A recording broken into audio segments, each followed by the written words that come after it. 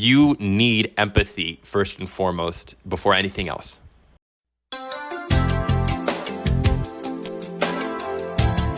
I, as you may know, was raised a Christian in a confessional Lutheran household, to be specific. And so I learned a lot about the theology, a lot about Protestant theology. And I had even been exploring other things like Catholicism, Eastern Orthodoxy, other trains of thought, and all about Christianity and the religion associated with it. But I had ultimately fallen away from the religion. I've lost religion, right? And so I've lived since in a secular world.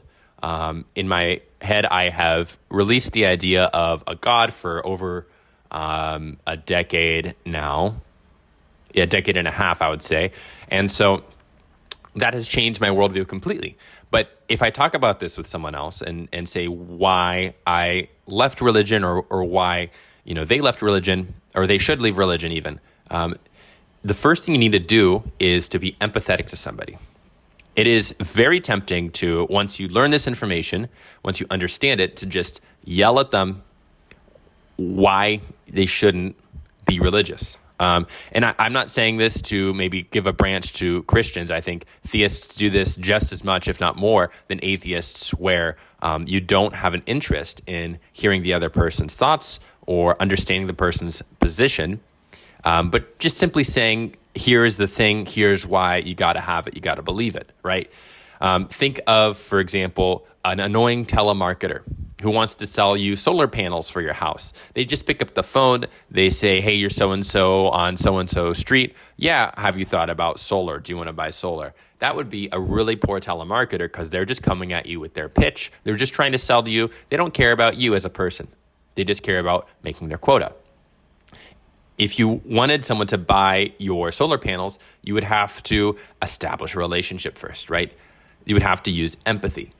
And that is the same with talking about such big worldviews as theology, religiosity, secularism, these ideas. I am making this post. I've gotten quite a lot of views on Reddit and some of the atheist forums. And I've gotten a good amount of feedback. Most people agree with what I'm saying. So this video is to emphasize that and then talk to some of the other ideas too of dissent too. So, but I do think ultimately, after having read through everybody's comments, that you need empathy first and foremost before anything else to get any point across or to make anything happen. The reason is, you might think that you only arrived at your lack of religion or your religion with logic and reasoning, right? It didn't matter if I was empathetic or not, or if they were empathetic to me or not. I heard the reason, I understood the reason, and I changed my views.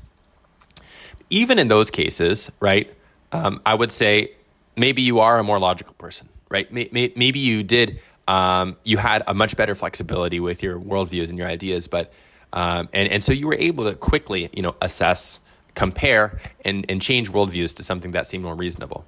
I would say that's really impressive. But most people have to have an established relationship first before they do that. And even in your case, right, if you say go to a website like a trusted magazine or trusted a publisher online, and they post an article about something that happened in the war in Ukraine, for example, right? Maybe you see NBC ABC posts an article about some development in Gaza. And so you would probably take that information, absorb it, and believe it for the most part, right? That would be because you trust the information, the logic that's presented there, the evidence that's there, and then further back, you trust the news source publishing that information. If you were to then say, instead of having that accredited news source, having a article that makes sense, right? Let's say you go to a website called, Deers Actually Run the Government. They are robots.org. And they post a similar article saying about some development in the war in Gaza. Would you believe that article at its face value? You might say, well, hold on a second. What is this? What is this site posting this article? You are suspicious about the contents of the article. You cannot swallow and take the news as it is because the submitter of information, the website, is a crazy sounding title. It's about, deers running the government. And so that would be something where even if the article at face value was something you could trust, it is being submitted by an absurd website. And so in the same way, if somebody is talking with you, you could present however powerful evidence, however strong logic that may have convinced you in your own personal experience even. But if they're not empathetic to you and to get that from them, you need to be empathetic to them, then you're not going to move any conversations. Just like a bizarre website won't post any articles that move you, right? So not just the facts of the argument and the logic has to be sound. You have to be trusted by the person you're listening to. And to get there, that you need to have empathy, okay? And I bring this up again because, as I mentioned, being someone who was religious and is not, I understand what a tragedy it is to lose things like this idea of some divine watcher, right? Or this idea of someone to always be there with you.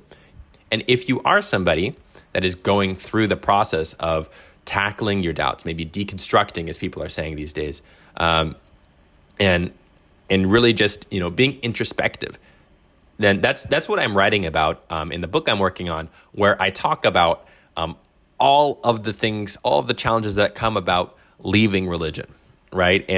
And what you might grapple with and how to make sense of the world when you realize that nobody is watching on from above.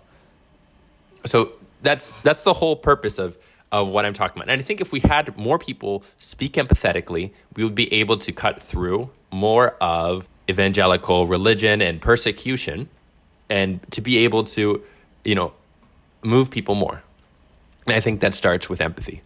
Then I would say, too, another way we can better view this and frame this is by looking at religions not as religion. This is you, religion.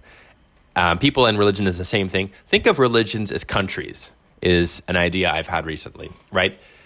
Let's take an example. So if you think of China, right, you might think, well, China, I don't like that their government isn't democratic. So if you take that all in a nutshell and say, I hate China, I hate China, I hate China, I hate China, right? And you talk to somebody, if you just come off with, I hate China, this is why, this is why, this is why, this is why, you're never going to move them, right?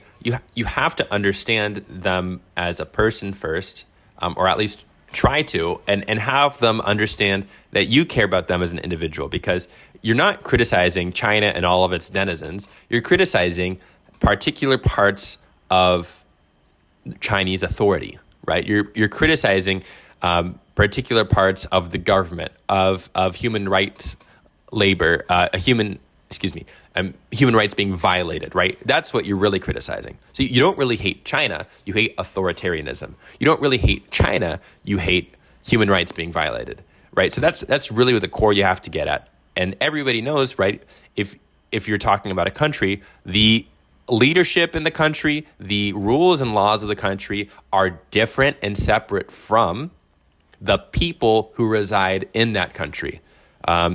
Every single country you go to in the world, I guarantee you will be able to run into people who are completely hospitable, who are completely gracious, who are fun to talk to, who are charitable, who give you an excellent experience if you're visiting their country as a guest.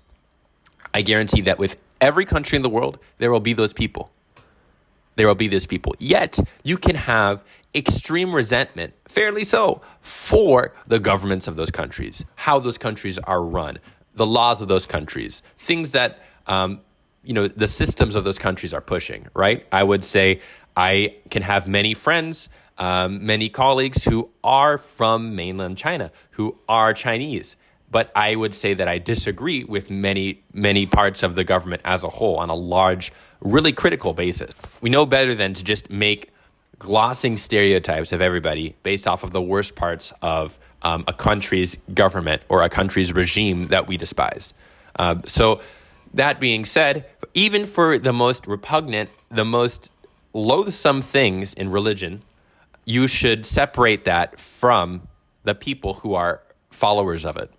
Okay, so I am an anti-theist. I think the world would be better off if you could flick a switch and remove religion from the world, I do think the world would be better off. That is my position in extreme sense. But at the same time, I think that people who are Christian are people just as much as me. I could love people who are Christian, and I would want to have conversations and understand people who are Christian better. I like even the lore of Christianity. I'm going to be honest. I actually think, from like a perspective and that I like the Lord of the Rings, I actually do think the history of the church is interesting. I do think the differences in theology between like Catholics and Orthodox versus Protestants is really interesting. And I do genuinely like a lot of ideas that, Jesus had brought up in his life. Like the Sermon on the Mount is a beautiful one, right? But I still think that it's not true.